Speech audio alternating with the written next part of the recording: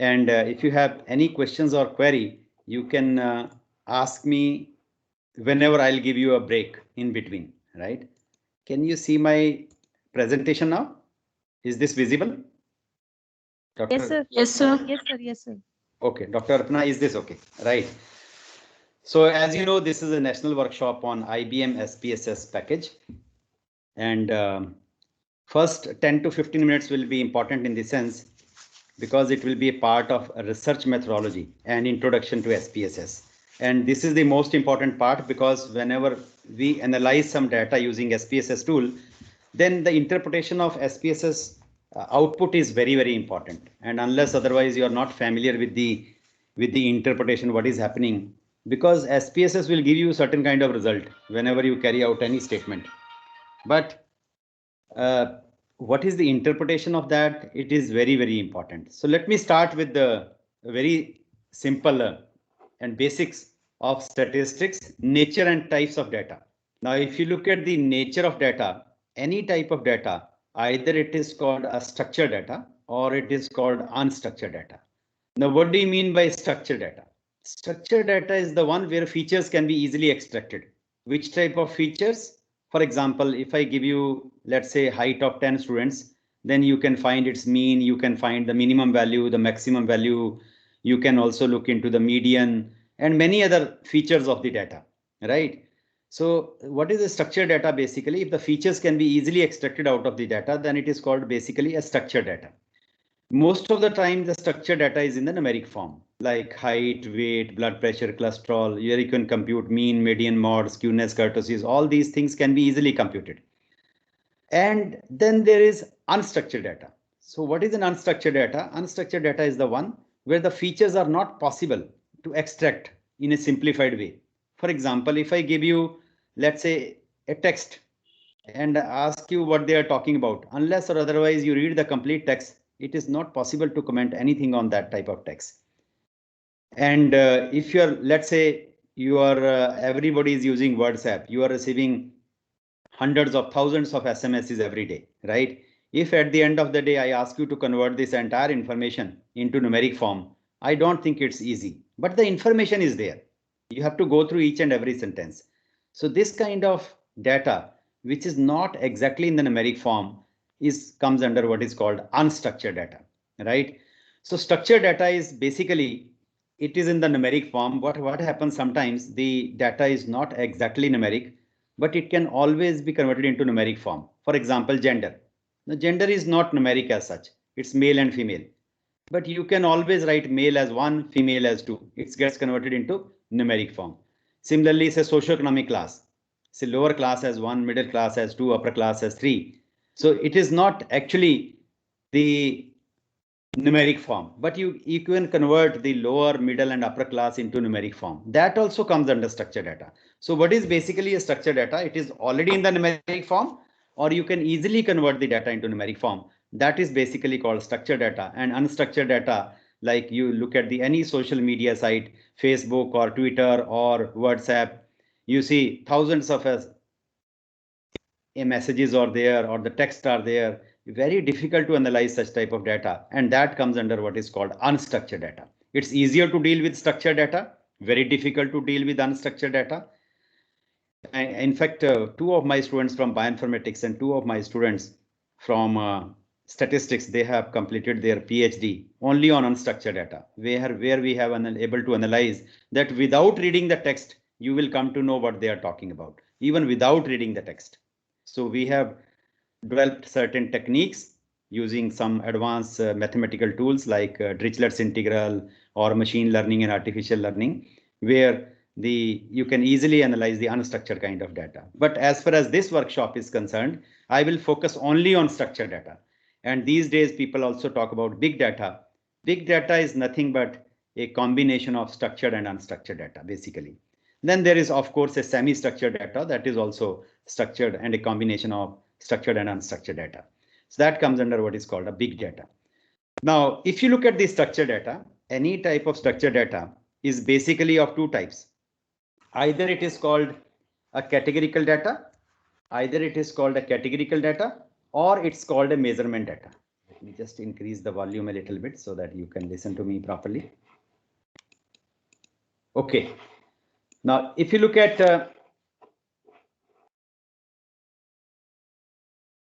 if you look at any type of structured data, either it is called a categorical data or it's called measurement data. Now, what do you mean by categorical data? These are the examples of categorical data.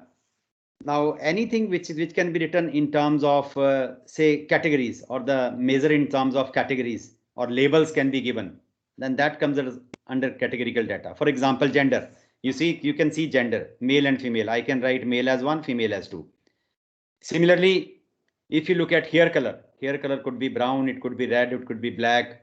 So that is called, again comes back to the measurement data.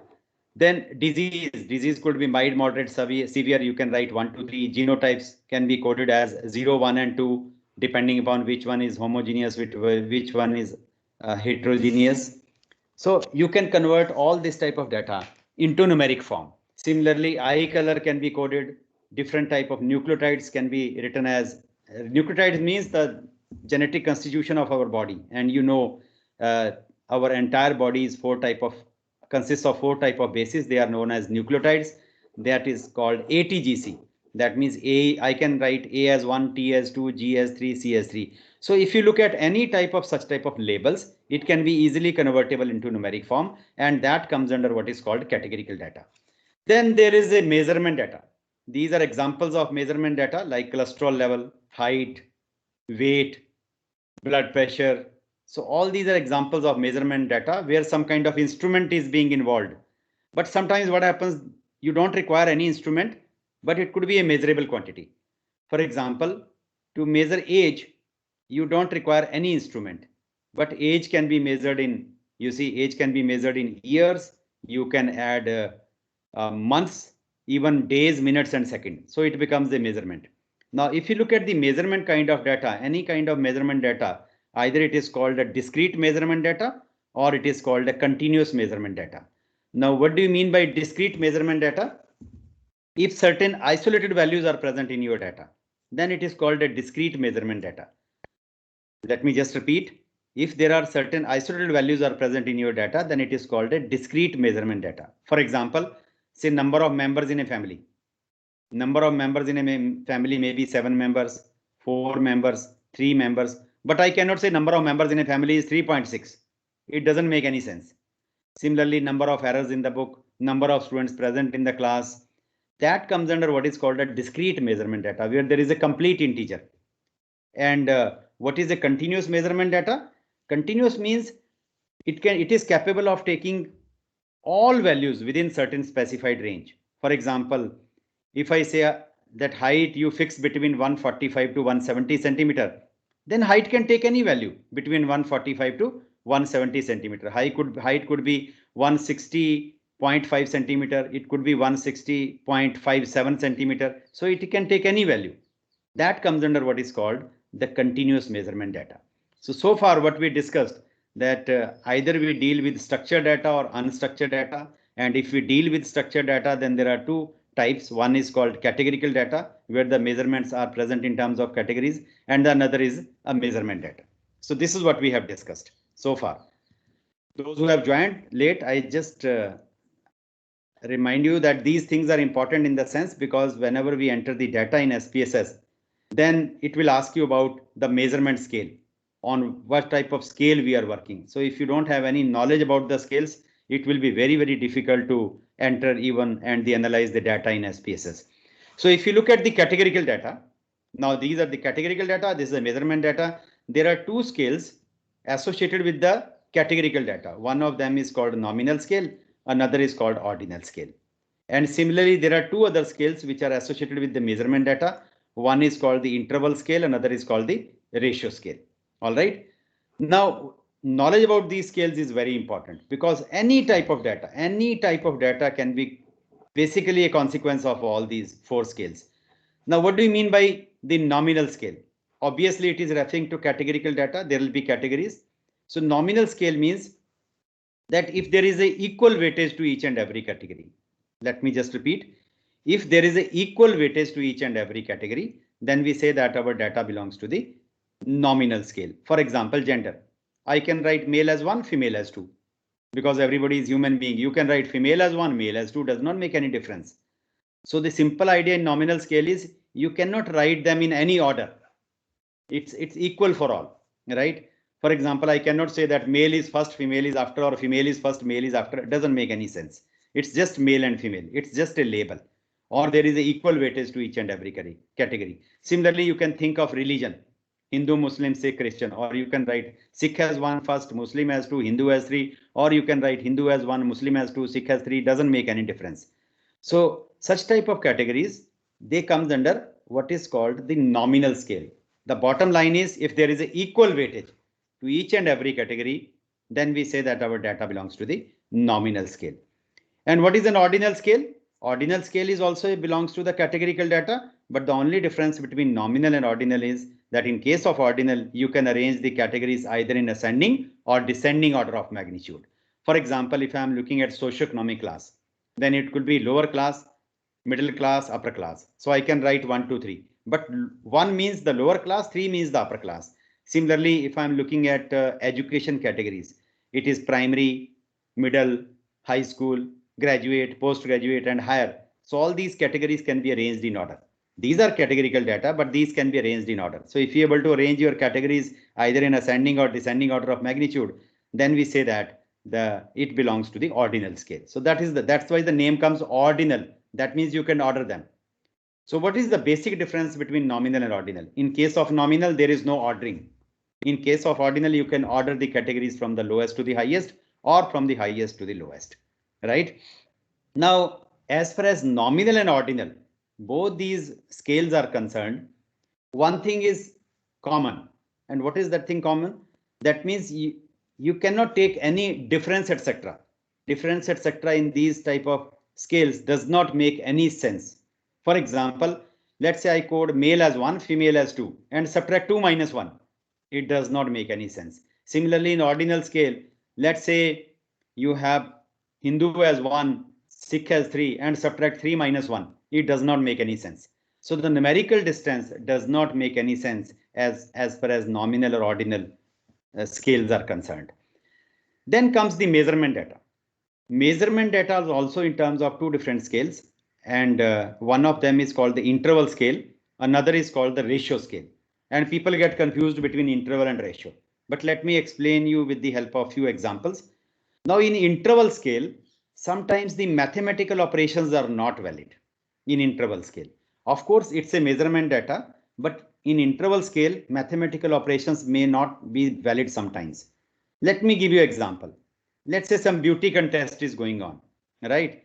And there are, say, judges giving score out of, suppose 10.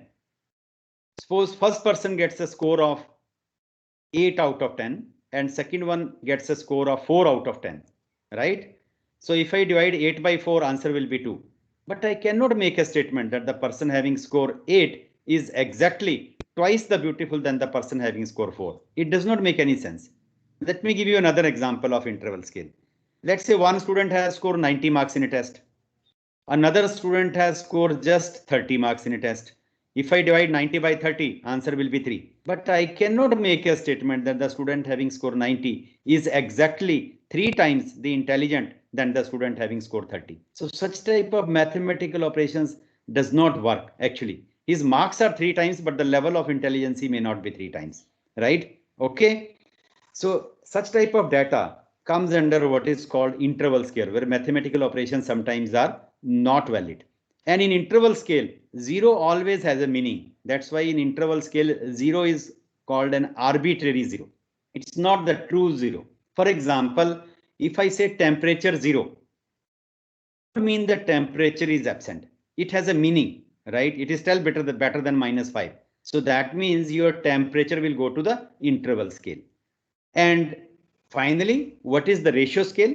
Ratio scale means all type of mathematical operations are valid, except sometimes 0. 0 is basically a true 0. For example, let's say one person is having weight 90 kg. Another person is having weight 45 kg. So if you divide 90 by 45, answer will be 2. But you can always make a statement that the person whose weight is 90 kg is double the weight of the person whose weight is 45 kg, nothing wrong with that, right? Similarly, you can make such type of statement that the age of the father is 3 times the age of the son. If son is 15 years, father is 45 years, so it is 3 times. So you can divide, you can multiply, but in ratio scale, 0 is actually the true 0. I mean, 0 is considered that it is non-existent basically. This is what I'm trying to say, that it is true 0. For example, if I take height 0, it doesn't have any meaning for me. Weight 0 doesn't have any meaning for me. So you have to be very, very clear what is the difference between interval and ratio scale. So in ratio scale, all mathematical operations are valid, while in interval scale, mathematical operations sometimes are not valid. Okay. Now here is the summary of different kind of scales. Now you can see all the 4 scales. Nominal and ordinal, they belong to categorical data. Interval and ratio, they belong to the measurement data. Now generally we are involved in counting. The counting is possible in all the 4 scales. For example, here you can count how many males and females are there. Here you can count how many people belong to the lower class, middle class, upper class, you can count. Similarly, in interval and ratio scale, you can divide your data into certain, let's say it's a score data, you can divide into 20 to 30 scores, 30 to 40 scores. So it, and then go for counting. Similarly, if it is a, let's say weight data, you can count 45 to 50 kg, 55 to 55 to 60 kg, and all the 4 scales, right? But order of the values, that this is lowest and this is highest, this is not known in nominal scale. You cannot order, but it is possible in ordinal scale, interval scale, and ratio scale. And the difference, etc., that does not make any sense in nominal and ordinal. I have already described, but it makes sense in interval and ratio. Can add or subtract. You can add or subtract in both interval and ratio. Can multiply or divide only under ratio, and have a true 0 only under ratio. So this is the importance of summary of different kind of measures, and you have to be very clear where to do which type. All right. Now this is something important. Sometimes we deal with the same kind of variable and it can be put into different scales. For example, let's look at education as a variable. Now education can be measured from different point of view. You can look at education as the number of years of education. You look at the level of education. You look at the type of education. So education can be measured from different point of view. And depending upon how you measure will determine the scale actually. For example, your education can be put into nominal scale when you measure by the type of education, such as private or public. Some people prefer private education, some prefer public education, right? So it is individual choice. So your education will go to the nominal scale. And if you measure education by the level of education, such as primary school, high school, college, postgraduate, and higher, so you can see these categories can be arranged in order. These are category. I can write primary as 1, high school as 2, college 3, postgraduate and higher 4. So obviously you can arrange the categories in order, and your same variable education can be put into ordinal scale. And if you go to US or any other country, they will ask you about the number of years of education, 10 years of education, 15 years of education, 5 years of education, and the same variable can go to interval scale. So simple idea is you have to be very clear that our variable, whether it belongs to the nominal, ordinal, interval, or ratio kind of scale, because SPSS will ask you your data belongs to which type of scale. Okay, now why I discussed all these scales? Because entire statistical analysis which I am going to discuss today depend upon the knowledge of these scales. There are some type of questionnaires where the questions are in terms of yes, no only. So you can now understand that it is if yes and no, I can write yes as 1, 0, no as 0. So it belongs to the categorical data. But there may be a questionnaire which is having only the measurement data like height, weight, blood pressure, cholesterol, head circumference, right, skin fold thickness, and so on. So that is only the measurement data. But problem comes whenever we deal with the mixture of the two. Some variables which are categorical and some which are measurable quantities, and you want to find out some kind of association or some kind of correlation between categorical data and measurement data. So today I will focus also on this. Okay. Now when people deal with the categorical type of data, right, then they generally compute percentages or proportion. What is the percentage of males, percentage of females present in your data, or what is the percentage of the lower income class or the upper income class group and so on. So generally they compute percentages or proportions, or they draw bar diagram or pie charts, because diagram and chart, they are generally meant for categorical type of data, right? For example, if you look at bar diagram of male and female, say y-axis you have a percentage, on x-axis you have label, say male and female. So there is a difference between diagram and graph. So diagram means if any one of the scale, either y-axis or x-axis is missing.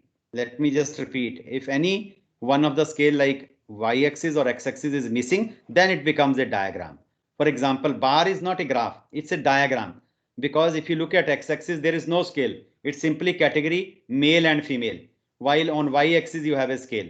Say percentage of male is 40%, percentage of female is 60%. So you on y-axis you have a proper scale, but on x-axis there is no scale. It is just male and female labels. Then it's a diagram. Similarly, pie chart is also a diagram. We call this as pie diagram. So please remember, this bar diagram, pie diagram, etc. we draw only for categorical data. But look at the last paragraph. In fact, one can perform all type of statistical analysis, including correlation, regression, statistical modeling, analysis of variance. You can perform with the help of categorical data, right? Generally, let's say your one variable is categorical, another is also categorical. So techniques like Karl Pearson's correlation coefficient, Spearman's rank correlation coefficient, they will not work. Then there are different type of correlations like gamma coefficient, coefficient of uncertainty, phi coefficient, chi-square contingency, phi coefficient. So all these are similarly tetra correlation, biserial correlation, point biserial correlation. So there are different type of correlations whenever deal with the categorical type of data. There are different type of regression techniques which can handle the categorical data. For example, logistic regression, logit regression, probit regression. So statistical modeling can be performed. Similarly, analysis of variance for categorical data includes Kruskal-Wallis test, Friedman test. They are all meant for categorical data, right? Okay. And when people deal with the measurement kind of data, then they have a lot of choices. They can compute mean, standard deviation, quartiles, percentiles, deciles. They can draw histogram. They can draw box plot, right? So all these techniques are important only for measurement data. The histogram and box plot you cannot draw for categorical data. For categorical data, pie diagram, bar charts, they are applicable. But for continuous data, histogram, box plot need to be drawn. Look at the last paragraph. In fact, one can perform all type of parametric and non-parametric procedure on measurement data. Let's say I give you a certain measurement data like height or weight, right? Then I ask you to test something. So either you have to apply parametric or non-parametric test. So if your data satisfies certain set of assumptions like normality, independence, etc., then we apply parametric test. But suppose it is not satisfied by your data, then we have to apply non-parametric test. So today I will be discussing a little bit of this about parametric and non-parametric procedures. Okay. Now, before coming to the actual application of SPSS, let's look at the descriptive statistics. Descriptive statistics means how to describe your data. Now, why it is called descriptive statistics? Sometimes it is also called summary statistics, right? Now, let's say I take a very simple example. Suppose I give you a basket which is having 100 oranges and I ask you to comment something on this. So you will say that they are of different shapes and sizes. They are of different colors also, right? So you can what you are trying to do actually, you are trying to describe the features of those oranges actually. That's why whenever you go for some kind of description, then we use in statistics what is called descriptive statistics. That's the idea of descriptive statistics. But it is simply a very simple, I mean, to describe about the oranges. But suppose I give you a height or weight of 5,000 or 10,000 students, and I ask you to comment something on this. So looking at the data, you cannot say anything. That's why we look at some kind of mathematical measures to describe the features of the data. And generally these mathematical features includes basically the measures of center tendency, measures of dispersion, then skewness and kurtosis. So today I will just discuss in 10 minutes, next 10 minutes, what are these measures, and then we'll come to SPSS. Now, if you look at the common measures of central tendency or location, they are known as mean, median, mode. Now, what do you mean by mean? Mean means you add all the observations. Suppose I give you, let's say, population of 10 years, 1981 to 1990. And I ask you to compute mean of this population. So you will add all the values, divide by 10, you will get the answer. But suppose, let's say 1988 population is missing or 1986 population is missing, and I ask you to compute mean. Then you cannot compute mean because there are missing values. So mean cannot be computed if there are missing values. Another problem with the mean is you can compute mean of, let's say one observation is missing, so you can compute mean of 9 observation. But I am asking that you have to compute mean of 10, which is not possible if there are missing values, unless you apply certain estimation techniques. So first estimate and then do it. That's another way, right? That is called interpolation, extrapolation. Generally we do in mathematical problems. But for a layman, it's not possible if there are missing values to compute mean, right? But median can be computed. Let's say I arrange the data in order. If I arrange the data in order, then middlemost value will be median, like 85 will be median. Even if 88 is missing, no problem. 85 value will be median. Similarly, mean cannot be computed if there are outliers present in your data. Let's say most of the values in your data, they lies between 120 to 140, right? Then obviously mean will be somewhere between 120 to 140. Maybe depending upon how many observations are concentrated around 140 or how many around 120. If they are almost equal distribution, you can expect mean to be around 130, right? But suppose one observation is 220, and I also include this observation into computation of mean. Now, because your entire mean value may shift to 160 or 170, right? While most of the observation, they are between 120 to 140. So do you think the mean will make sense there? I don't think so. Mean will not make any sense because no value is closer to 160. So in such type of scenario, you can see median is the most important part. We arrange the data in order, and if you arrange the data, if there is a value like 220, but median will fall somewhere between 120 to 140. So that's why median makes sense, right? So these things you have to see. This is the formula for mean. This is the formula for median. And what is mod?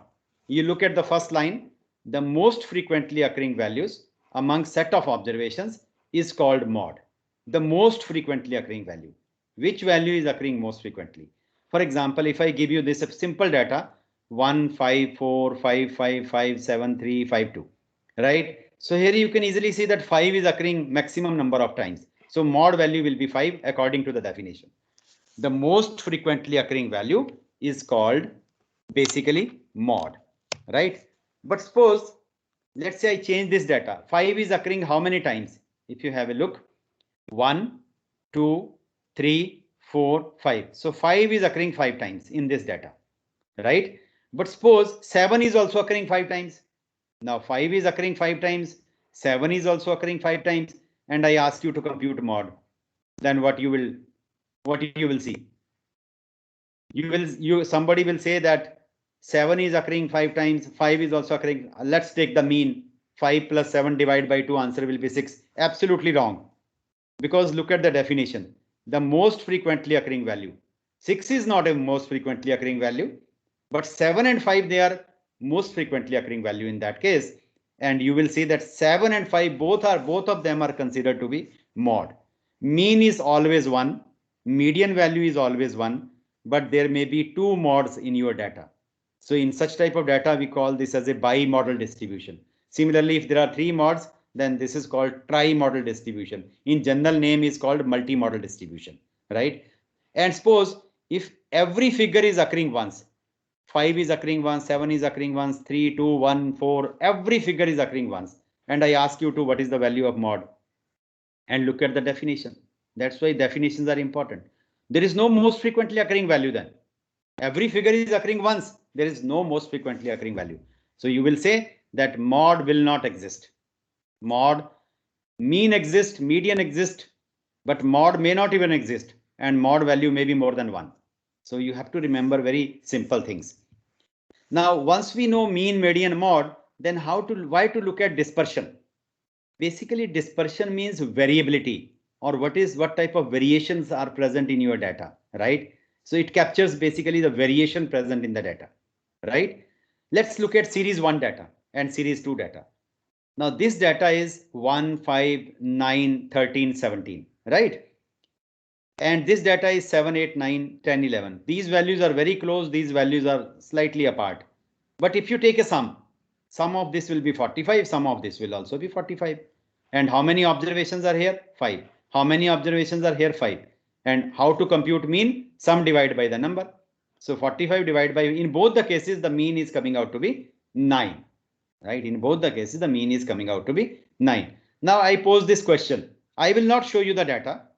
I simply ask you a question that mean of 5 observation is 9. Let me just repeat. I'm simply asking you a question. I will not show you the data. That mean of 5 observation is 9. And ask you the question whether it is series 1 or series 2.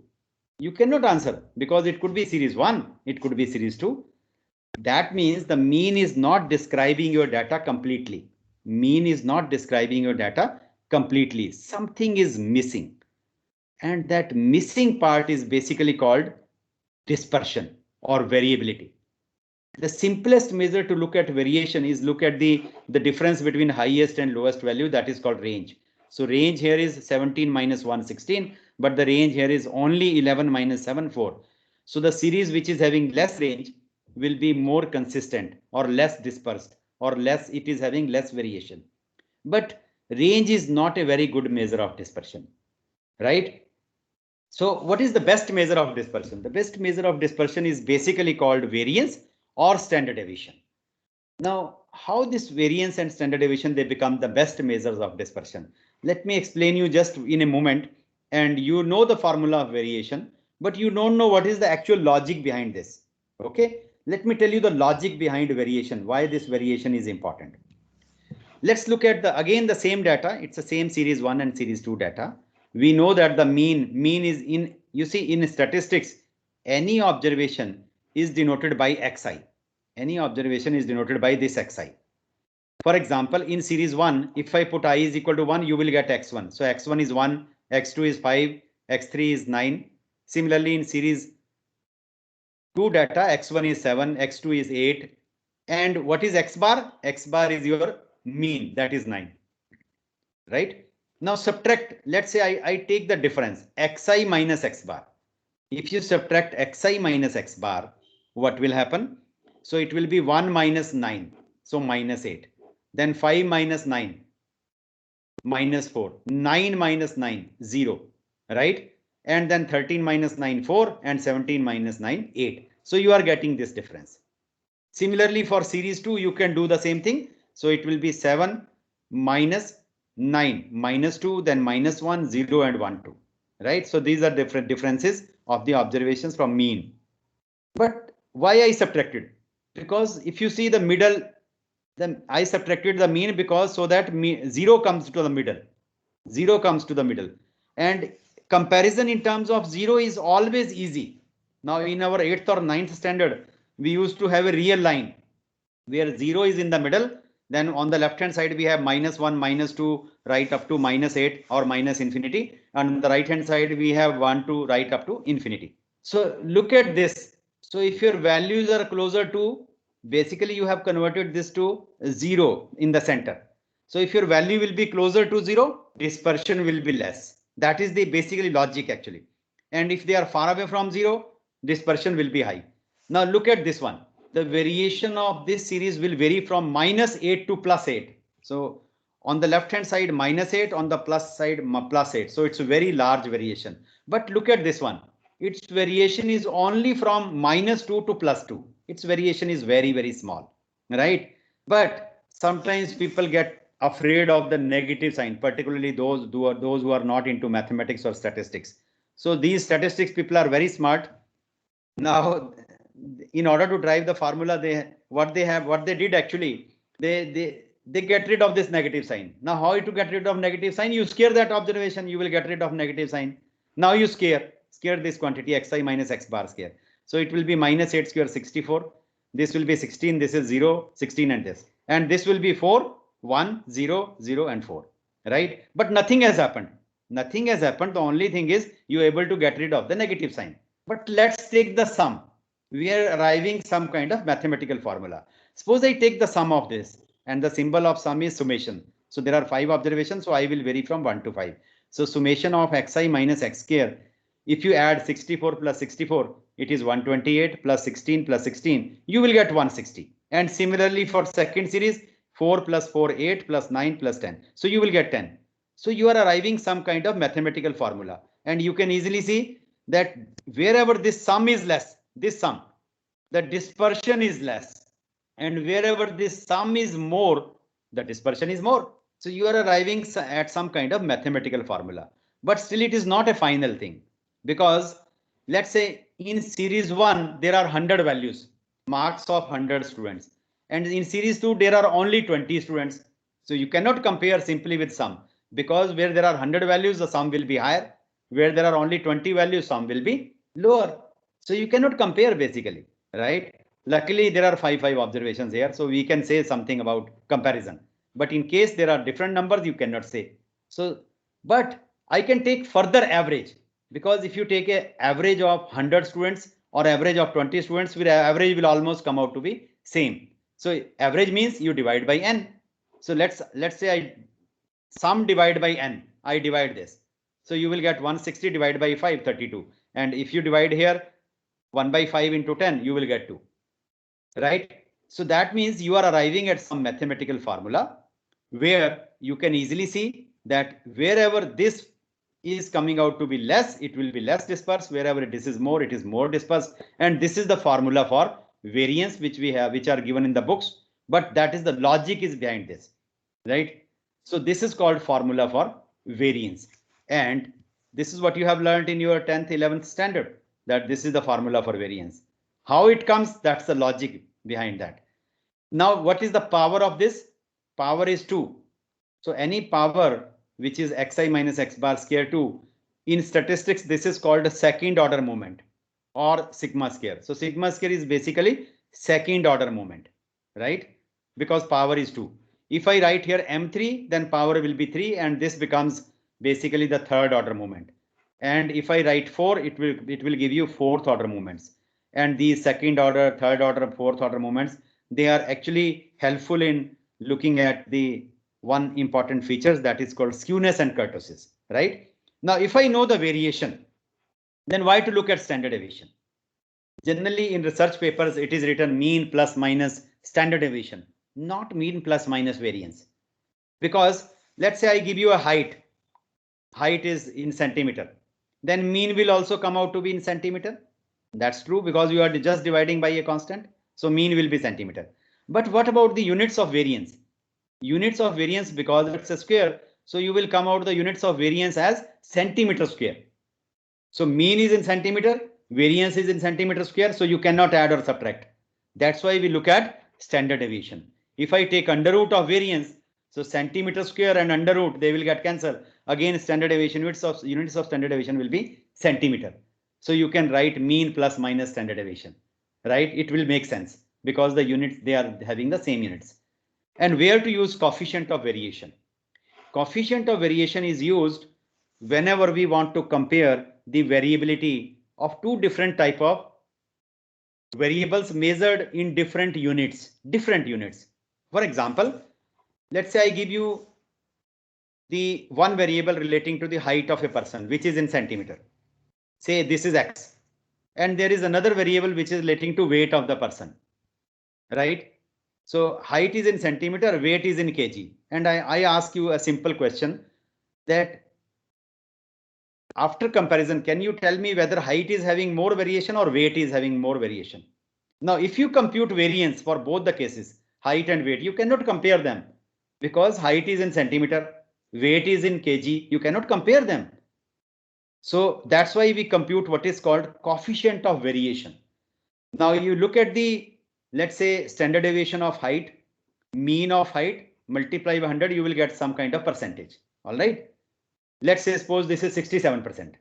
So for height, suppose your coefficient of variation is 67%. Now you look at weight, you compute the mean weight, you also compute the standard deviation and compute the coefficient of variation for weight. Suppose it is coming out to be 52%. So height is having 67%, weight is having 52%, and it is a free from units of measurement because it will be centimeter, this will be centimeter, they will cancel. Similarly, if this is a kg, this is kg, they will get cancelled. So both of them will be cancelled. All right. So that means what you can say that it is a free from units of measurement, and the series which is having less coefficient of variation will be more consistent. So in this case, you can say weight is less variable as compared to height. So that's why we look at coefficient of variation. And if I look at median divides the data into two equal parts, right?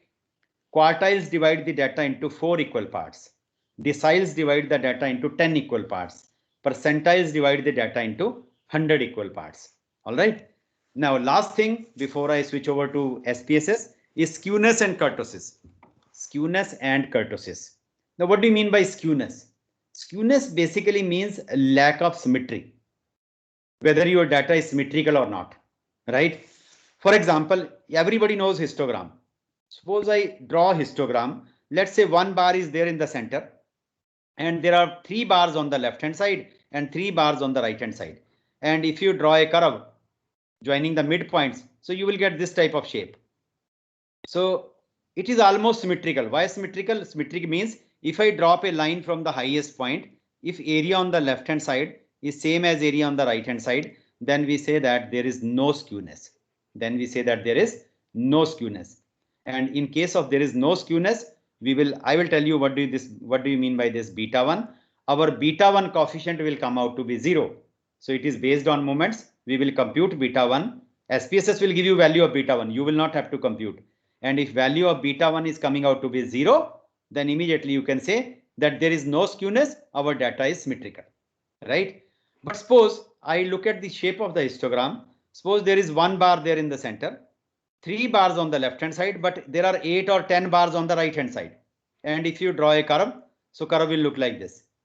That means if there are more bars on the right hand side, or you can say if I drop a line from the highest point, area on the left hand side is less and area on the right hand side is more, then we say that our graph is positively skewed and there is a skewness present, and this is positive skewness.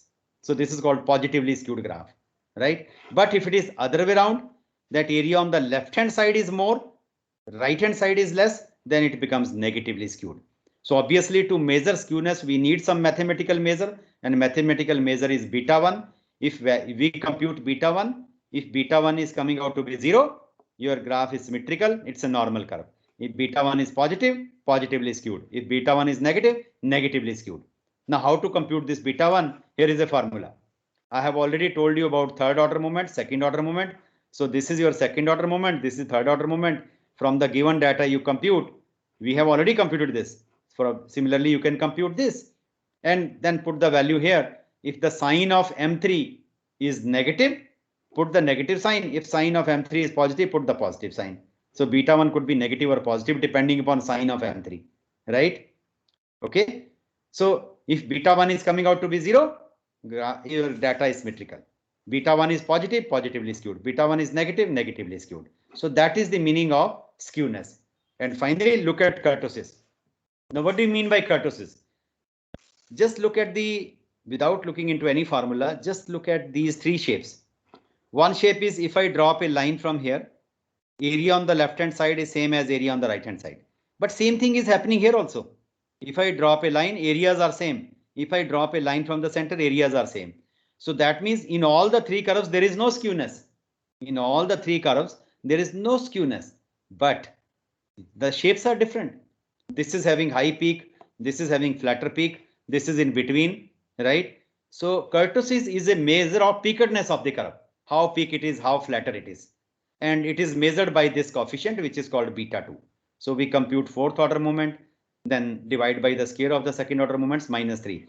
If the value of beta 2 is coming out to be 0, if the value of beta 2 is coming out to be 0, that means it is neither having high peak nor a flatter peak. It is in between. And this type of curve is basically called mesokurtic curve. So if value of beta 2 is 0, then this becomes mesokurtic.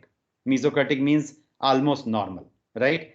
But if value of beta 2 is greater than 0, it is greater than 0, that means it is having high peak. So this is called leptokurtic graph. So leptokurtic distribution, right? So it is having this type of, this is leptokurtic. And if value of beta 2 is coming out to be negative, then that means it is flatter. It is flatter than the normal curve. All right.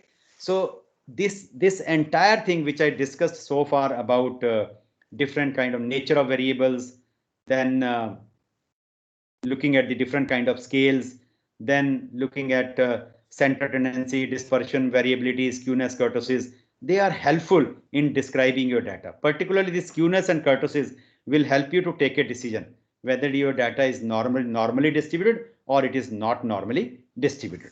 Okay, so before I end up this session, now there are two lines here. This is an exercise to you. There are two lines. This is line A and this is line B, right? Now, if you look at line A and B, you see which line seems to be smaller. If you look from your eye, A looks to be smaller, B looks bigger. But let's say how this look like. This is and this. Both of them are same actually. Both of them are same. But why this was looking smaller and this was looking bigger? Because this was closed from the both sides. A is closed from the both sides, while B is open from the both sides. Human mind also works with the same logic. If you are listening to me with open mind, the same content you can receive in a better way. But if you are sitting here with the closed mind, the same content, you will not be able to get anything out of this, right? So my request is that up to 6:15 we have to go. Try to concentrate and learn something, that be open mind so that your life becomes easy and you will be able to grasp certain concepts of statistics. Okay, so it is not Nice only that there is. example, sir. Yes, please. Hello. Nice example, sir. Thank you so much. There are some other statistical packages also which people use, and I will encourage the youngsters that these days people are also learning R. We also conduct a workshop on R. I also conduct workshop on R. I also conduct workshop on MOS and R Studio. Even I also conduct workshop on MATLAB, then Minitab, Statistica, and EpiInfo, right? I conduct most of these workshops, and these are the important statistical packages. Some of them are free softwares like R or R Studio, they are free, right? Similarly, Python is also free. So these days, if you're able to learn Python, then you will be having edge over many other people, right? So with this, these are the few important references. I will send you this PPT so that you can learn later on also and go through the references. And with this, I'm coming to the end of the first part, and now we'll move on to SPSS. If you have any questions before I start with SPSS, please ask me. If you have any questions, please. Yes, madam. Is there any question in the chat box? So there is no question in the chat box, but some people raise hand during the session. Yes. So I Dekhi, request those people, please ask your questions. Yes, please. You can ask me now. Naresh sir, please unmute yourself and ask your question. Yes, please. Any question? Naresh sir, you raised your hand. Just please ask your question, sir. Yes, Naresh ji, बताइए. What type of question you have in mind? Yes, please. Naresh sir, are you there? Please, sir, unmute yourself and then ask your question. Yes, please. Sir उन्होंने वो कर चलिए दिया, कोई remove और कर देखिए, दिया कोई इसकी और hand से। देखिए, कोई और देखिए, कोई और देखिए. Sir, Naresh sir, please unmute yourself. I think he want to ask something, sir. He just raised his hand again. Just ask him to put in the chat box. But in Sir, the write meantime, in the chat box. Naresh sir, if you have any doubt, any query, so you please write in the chat box or just unmute yourself and ask the question. Maybe connectivity issue, so you can write in the Maybe, chat sir. box. Anji. Minal ma'am, you raised your hand during the session. Yes, Is there please. any query?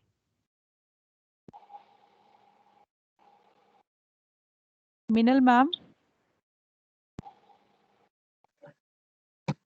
So one more. Yeah. Priyanka ma'am, please unmute yourself and ask your question.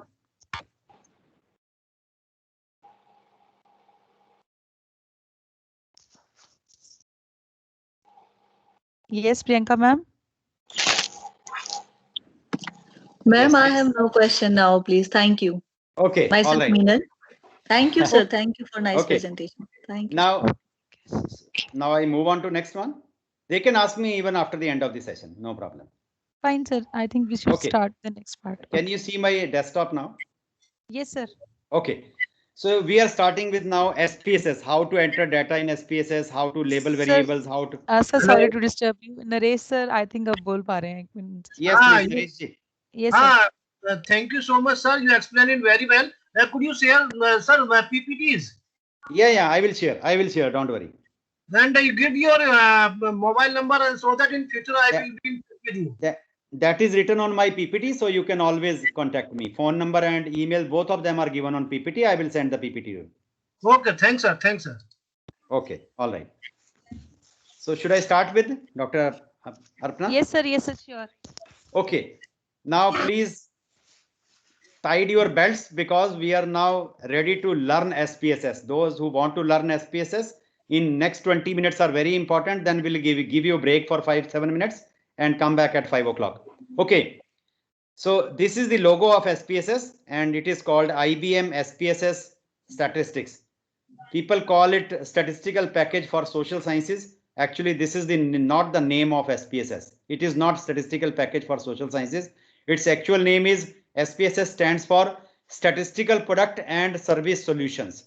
Statistical Product and Service Solutions. That is the real name of SPSS, and it is no longer even called by this name. In 2011, IBM has procured this software. Now this is the name is actually, this is the name, IBM SPSS Statistics.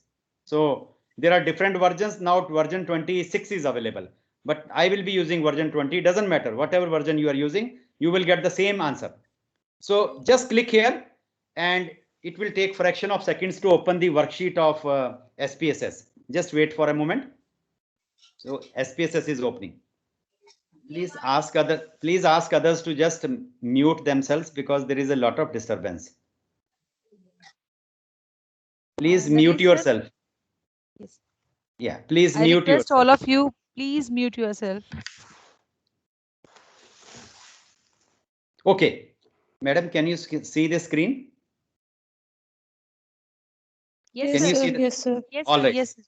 So its sheet is just like an Excel sheet.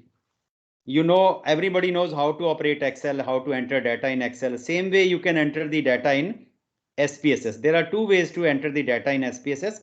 One is you can enter the data yourself, just like we do in Excel.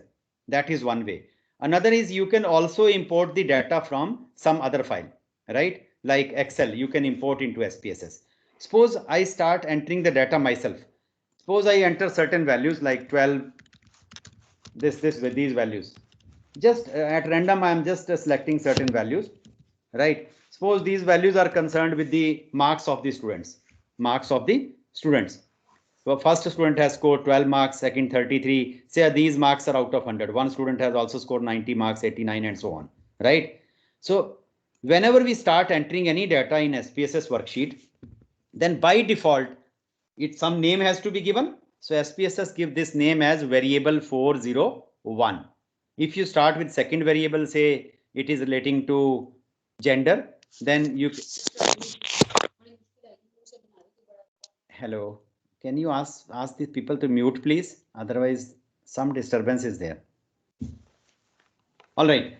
So similarly, if I enter the second variable, it will be variable 402, then variable 403. So it will continue like this. How many variables you can enter? You can enter more than, hello? Yes, sir. You are audible. No, I am audible, but some voice is coming in between. Please ask the people to just mute themselves. Can you repeat this sentence for other participants? Now you can see their voice is coming. Yes, sir. Arminder ma'am, please mute yourself. Sir मैं एक बार सबको mute कर देती हूँ. हाँ, आप सबको mute कर दें. अब आप अपने आप को अनम्यूट कर लो सर. बस आप अपने आप को अनम्यूट कर लो सर. सर प्लीज आप अपने आप को अनम्यूट कर लो एक बार. हाँ जी. अब देखिए, अब आ रही है ना आवाज? Fine sir, fine. Okay, all right. Now we entered few observations here, so 12 observations, and by default it will give you variable name 401. Similarly, if you enter second variable, it will be variable 402, variable 403, and it will continue like this, right? But sometimes whenever we start with any numeric value, suppose 12 was numeric 33, then SPSS automatically understand that this is a numeric variable. But if you start with any alphabet, suppose I start with any alphabet, then SPSS understand that this is a string variable. Suppose I write down that this first is a male, second is a female. So it is not numeric. I will write MALE, FEMLE. So SPSS understand that this is not numeric. It is a string variable. So if any alphanumeric value is there, then we call this as a string variable. But suppose its actual name is score. So there are two views here. One is data view, another is a variable view. You see, data view and variable view. They are not in Excel. In Excel, you will see sheet 1, sheet 2, sheet 3. But in SPSS, it is a data view and variable view. Come to the variable view and you can change its name. Let's say this name is score. So you can replace this with score. So we started with numeric value. So it has given that type is numeric. But suppose next variable I start with, let's say male. Next is, you can hear a beep. You see, you can hear a beep. Why? Because you see, first is, let's say, a male, and second one is suppose female. Now you can hear a beep. It is not accepting female. What is the reason? The reason is, if you go to the variable view, look at the width of the numeric variable. The width of the numeric variable is 8. But what is the width of a string variable? Only 4. And in male, there are 4 words, MALE. But in female, there are 6, FEMALE, 6. So that means you need to increase its width. So you can increase this to any number. You can increase this to even 80, doesn't matter, right? But by default, the width of a string variable is only 8, right? Now you come back to the data view and you start entering female. It will accept now. It is accepting without any problem, right? So first is a male, second is a female. Now you have entered a string variable and you can see it's a string variable automatically taken. But it is very difficult to enter male and female every time. Very difficult to enter male and female. So I can choose certain codes. Let's say male as 1, female as 2. So let me write male as 1, female as 2. So there may be some 1 and 2 present in your data, some male and some female, right? But how the SPSS will come to know that 1 is male and 2 is female? So there is a labeling. We can label, we can assign values. So go to the variable view again. And look at this variable. There is a values option here.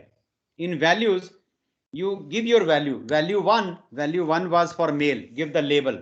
That label of this is 1. Add. Value 2 is female, right? And add here.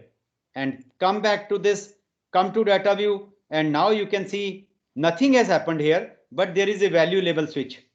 It is written 1 to A. That means you can convert A to 1, B to 2, and so on. I mean, so if you press this, you can see 1 is replaced with male and 2 is replaced with female. So task becomes very easy, right? So if you are given 5, 6 categories, let's say I am entering the patients and with different diseases, and there are people are suffering from cardiovascular disease, from hypertension, from osteoarthritis problem, from diabetes, from blood pressure, and so on, right? So you can assign, rather than writing blood pressure, diabetes, cardiovascular, it's very difficult task, but you can always choose a certain codes. Suppose there are 5 diseases. So you can choose 5 different codes, 1 to 5, and later on you go to the variable view, go to the values. Let's say 1 is for cardiovascular disease, add. 2 is for hypertension, add. and so on. You continue like this, and finally you come to the data view, press this, and you will see that all is replaced within fraction of seconds. So readability will improve, right? Now you don't require this. If you don't require any column, you press at the top, then please remember how to delete this column. Press at the top, this will become yellow, and then right click, press cut or delete from your computer, it will go out of the picture. Now your second variable which you have entered is basically gender. The second variable is gender. So we have entered two variables. One is score, another is gender. All right. So you have entered two variables, score and gender. Similarly, you can enter any other variable like age, height, weight, blood pressure. So this is how to do, how this is important. Now we are coming to very important aspect. Come to the variable view again and look at the different types. It's not only that you can enter numeric value or you can enter a string value, but there are options also. For example, I want to enter date. I want to generate reports for salaries.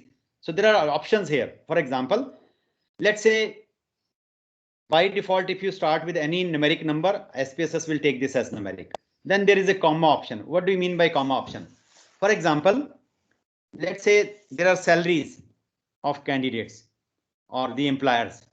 Then suppose first person is having a salary of 44,229 rupees. Second is 54,699. So generally what we do in generating reports, we assign comma after every two. After every two, we assign comma so that readability will improve. So if I assign this comma myself, let's say in this figure, suppose I assign here comma 12,34, that it is 1,234, right? If you assign comma yourself, then SPSS will not take this as a numeric value. It will take this as a string value because comma is not numeric.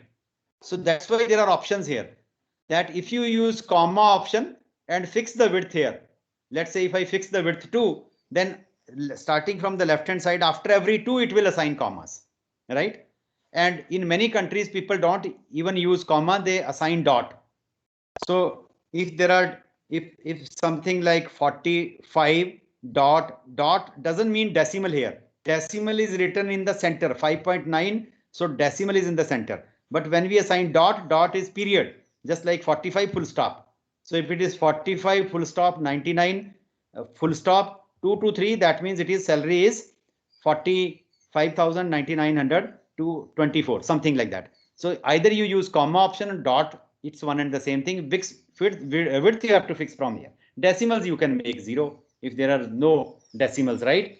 Similarly, scientific notation you can use. Scientific notation means, let's say 1000. 1000 can be written as 10 raised to power 3. 10 into 10 into 10 is 1000. 10 raised to power 3. So in scientific notation, this 10 raised to power 3 is written as capital E 03. Capital E 03 means 10 raised to power. E stands for 10 raised to power. 10 raised to power 03. That means 3. Similarly, if it is written somewhere that E minus 02. So you can understand the meaning of this is 10 raised to power minus 2. So people sometimes also use scientific notation. You can also use date command. And in different countries, people are using different formats for date. For example, US people, they write month first, then day and then year. But in India, we write day first, then month and year. For example, today is 16th. So I will write 16. I will not specify. Once I choose the format, what I need to enter actually, I will just enter 16, then 12 without anything, 16, 12 and 2021, 2021, right? This is how I will enter today's date and specify that this is a date. Once you press enter, automatically this will be, you will see that it will appear like this. So how it will appear? It will appear that 16.12.2021. You will not have to assign your dot yourself. Well, you have to choose a proper format. Now, why this date is important? Because sometimes the doctors, when the patient comes for the first time, they note down the date. Then there is a follow-up study. It is coming after 1 month, 2 months, 3 months, right? Not exactly. They may come in between also, but they note down the date. And if you subtract the two dates, you will get the exact number of dates immediately. Otherwise, you have to make calculations in which month there are 31, in which month there are 30. So complicated expressions you have to solve. But here it's very difficult then. It's very simple then. Dollar sign means with every figure dollar sign gets attached. So it doesn't have much of the value. String I have already explained. Nothing. Rest of them are not important. So all right. Then width I have already explained. If you, for example, for gender, defining gender, you don't require any decimals. Of course, it is taking always SPSS take 2 decimals, right? Now it doesn't mean that you cannot enter more decimals. For example, if I am importing a file from Excel that is having 8 decimals, say 12.9345679, then it entire will be imported. But once you click here, your entire data will be shown here. But it will at a face, it will show only first 2 decimals. But data will not be lost. It will show all the decimals here. That means every decimal is taken into account. For example, for gender 1 and 2, I don't need any decimals. So you can remove decimals from here. You can make this 0. So I don't require decimals. Now it is 1 and 2, right? And then label. Label means if you send me this file that it is a score data, then I don't know whether which kind of data. Is it a Spain score, or is it a score of physics or chemistry or mathematics? So here you can give the complete label. You can complete line about this, that this score stands for what. For example, this scores for this is nothing but scores. Let's say I give this label, scores of the students, right? So once you send me this file, I'll come to know that this is scores of the students, right? So it is not relating to patient or something. It is relating to students. So I'll come to know. These things are not there in Excel, right? But here you can give the complete label. Values I have already explained. And now the last thing, you see, what is a measure here? That's why I discuss about different kind of scales. Now look at the first is a score. Score, as you know, score may be 0, it may be 90 degree. So first, it's a measurable quantity. So if it is a measurable quantity, I mean interval or ratio, we always write scale. So it's already scale. So scale covers both interval and ratio. But what about male and female? Male and female, now by the time I think you are aware that male and female belong to which kind of scale? Do you think it is a measurable quantity? No, it's a categorical data. In categorical, there are 2 scales, nominal and ordinal. So now you understand what do you mean by the gender? Gender means it will go to the nominal scale. So I must change this scale, that it is a nominal scale. So you need to define the measure here. If you will not define, I will tell you what are the consequences. So that's why I discuss about those scales. All right. Okay. So with this, now sometimes our problem is to categorize our variable. Let's say I want to make, I'll just take 5 minutes and then we'll give a break of 5 to 6 minutes. Will that be okay, Dr. Arpana? If I just continue Yes, for sir, another definitely. 5 to Yes, another sir, 5, can, we'll give a break. Yeah.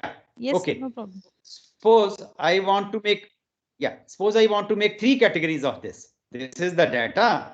I want to make 3 categories of this data. And these categories could be, let's say, those students who have obtained less than or equal to 35 marks, those 60, and those who have obtained more than 60 marks. So how to categorize this, right? So in categorization of data, you go to transform. Here is a transformation. You go to transform and there are 2 options here. Recode into same variable, recode into different variable. I mean the same variable can be recoded into different variable. Always choose the second option. If I choose the same variable, so it will overwrite wherever there are observations less than 35, it will replace by 1. Others will be replaced by 2 and 3. Always choose this option, recode into different variable, right? And then it says input variable, which variable you want to. Whenever we start doing any operation in SPSS, 2 windows will always open. This is called left hand window and this is called right hand window, right? So left hand window will show you all the variables which you have entered. How many variables we have entered? We have entered only 2 variables, scores and gender, right? Now, if you have entered 50 variables, it will show you all the 50 on the left hand side. Maybe at a stretch you can see 20. Then this type of button will automatically appear. Once you click onto this button, the next variable will be shown. Next variable will be shown. So you can see all the 50, right? Now, please try to understand that we shift only those variables onto the right hand window. Let me just repeat. We shift only those variables to the right hand window on which we want to perform analysis. So we want to perform analysis on score, not on gender. So I'll shift this score on this side, right? Now there is a question mark. It says, what is your output variable name? Where do you want to store a transformed variable? So I can choose the name here. Let me give this as a score, say underscore code. And don't forget to press this change. So what it will do, SPSS will generate another variable that will transform your score to score code, actually, right? So score code will appear in the next column here automatically. It will appear here. Now what we need to do, we just have to replace the old with the new values. These are our old values and we have to specify the new values. New values will be wherever the observation is less than 35, I will replace by 1. Wherever between 35 to 60, I will replace by 2. And wherever it is more than 60, I will replace by 3, right? So click on to this option. Then there are many options here. What are these options? First is you look at range. If there are open-end classes means less than or greater than, then you must use of these two categories, lowest and highest. But if there is only range, for example, 35 to 60 is a range, you make use of this. So let's up to lowest, we give a cutoff point. Say up to 35, give the new value as 1 and add here. See, old and new. Whatever is the old west, it will start from the lowest. Lowest means even if 0 to 35, it will be assigned code as 1. So in this data, wherever 0 to 35 values are there, it will be assigned code as 1.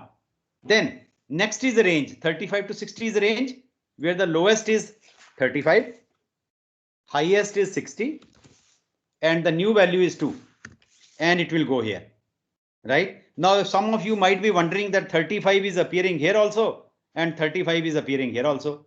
Where the 35 will go? So in SPSS there is no overlapping. There is no overlapping in SPSS. Let me just repeat. If wherever you have specified your number for the first time. Let me just repeat. Wherever you have specified your number for the first time, every value up to that point is taken care of. For example, you have specified 35 under 1 for the first time. So up to 35, everything is taken care of by code number 1. So virtually 35 is not in code number 2. It is already appeared in 1 for the first time, right? So it basically starts from 35.00 onwards, right? Up to 60. You must remember, even if you start from 32 to 60, but up to 35 is taken care of. So it will again start from 35.00 onwards. Even if you start from 0 to 60, but up to 35 is there in 1, it will start from 35.00 onwards. Hopefully this makes sense to you. And third is a highest grade class. So I can choose this cutoff as say 63 and then 3. So 60 through highest will be given code as 1. So you have classified into 3 categories. Those students who have less than or equal to 35 code as 1, 35 to 60 code as 2, 60 more than 60 as 3, and continue, press OK, and you can see SPSS generated another code 1, 2, 3. You see, right? I don't know what is 1, I don't know what is 2, what is 3. Then, for example, 12 is less than or equal to 35, 44 between 30 to 60, 89 more than 60. So you can see categories are okay, but how to specify them? Go to variable view again, go to values again, and here you can write down that 1 means less than or equal to 35. 2 means between 35 dash 60. Add 3. 3 is more than 60. More than 60, right? So add here. Okay. And now you can see, click onto this. Now you have, whenever the table will appear, table will not be in terms of 1, 2 now. Your table will be complete.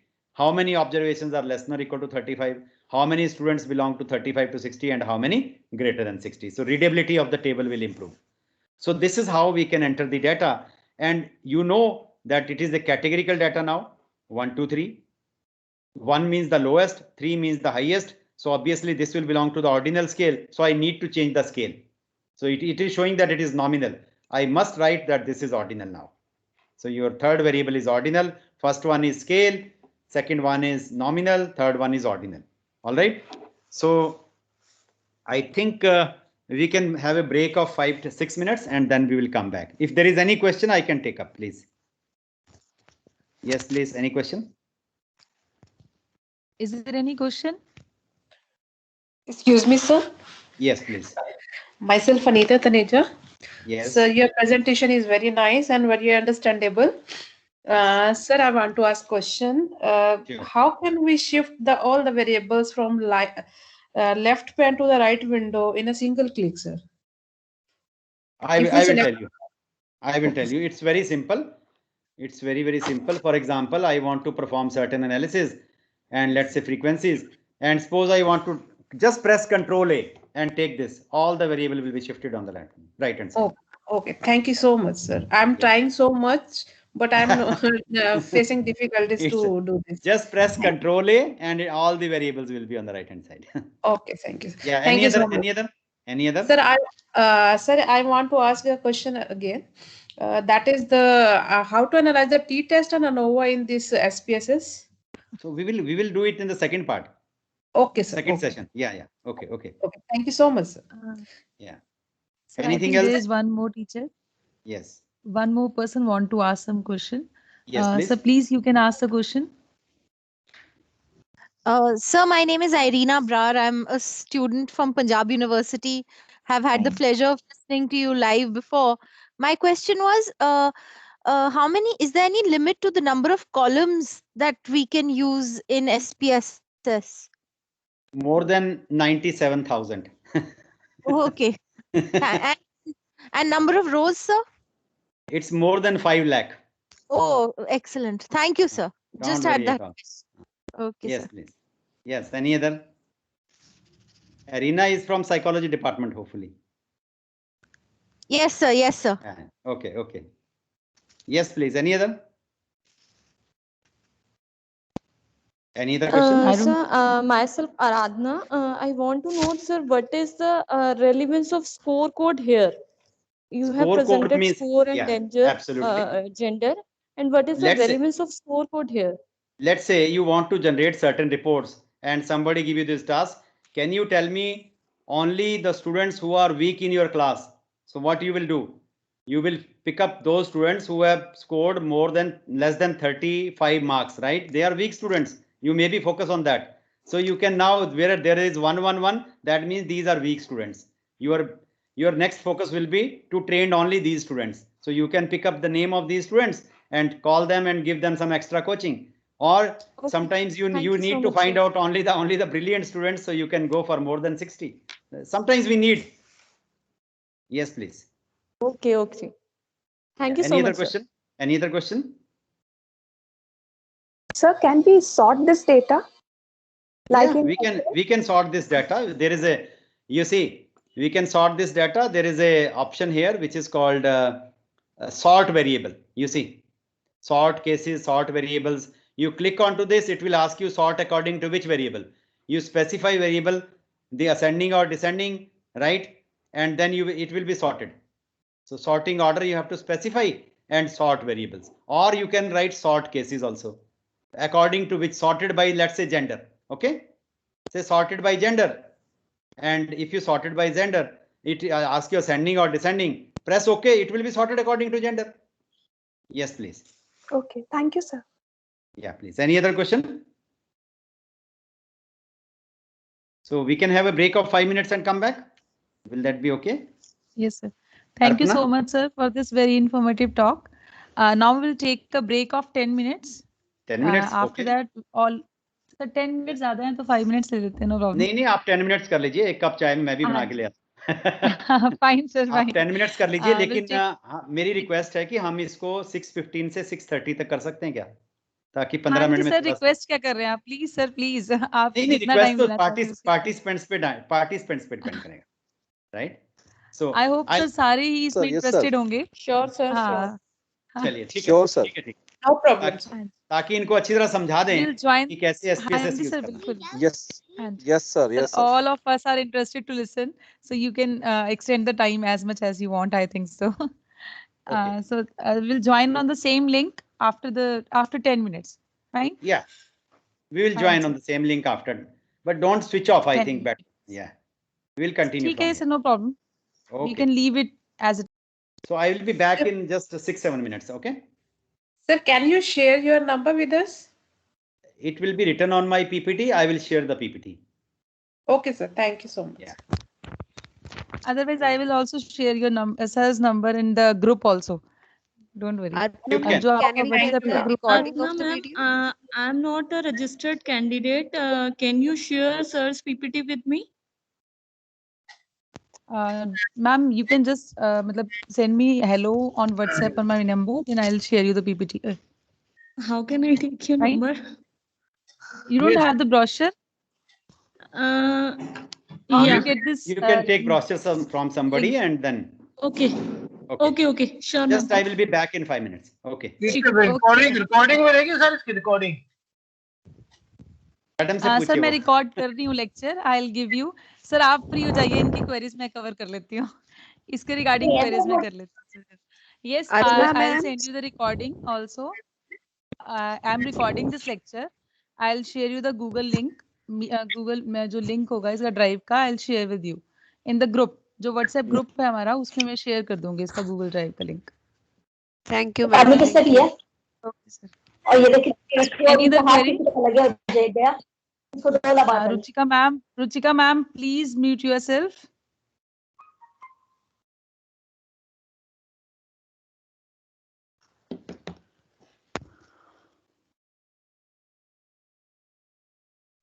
Any other query, please? So we'll meet after 8 minutes.